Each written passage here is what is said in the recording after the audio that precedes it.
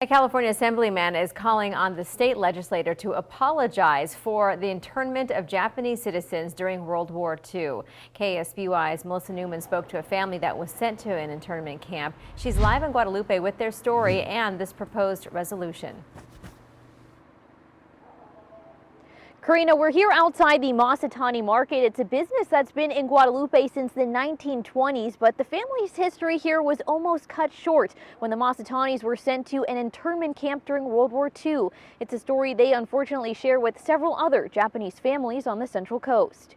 For 93-year-old Harry Masatani, his family's ties to California started with his dad searching for a relative. He hitchhiked or whatever. He came cross-country to Guadalupe. His dad eventually purchased what's now known as the Masatani Market in Guadalupe in the 1920s.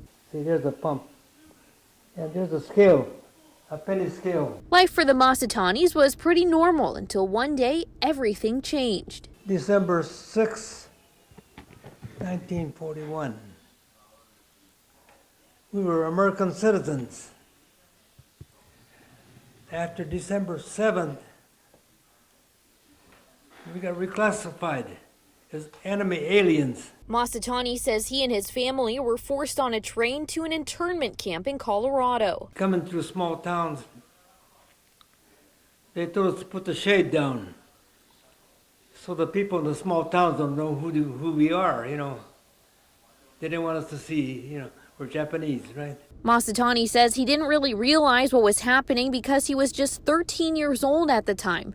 Once he was of age, he joined the Army. My folks are locked up behind a barbed wire fence. And here I'm, fighting for the country. 3 years later, a Supreme Court decision brought an end to internment camps. The Masatani family returned to Guadalupe and the market, where Harry eventually took over. Now looking back on history, Masatani says he's fearful this could happen again to other ethnic groups.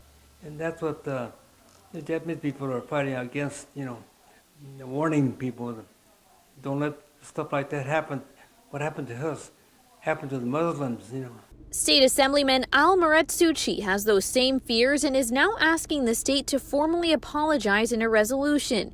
He told us in a statement, "What I hear over and over from the Japanese American community is about how bothered they are about what's happening at our borders with children and families held in cages being torn apart. For many survivors of the Japanese American camps, it strikes a deep chord. They see in many ways history repeating itself." The legislature is expected to vote on this resolution on February 20th.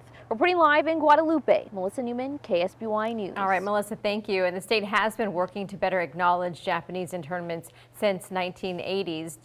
Governor Jerry Brown signed a law in 2017 funding grants to help expand education about Japanese internment camps.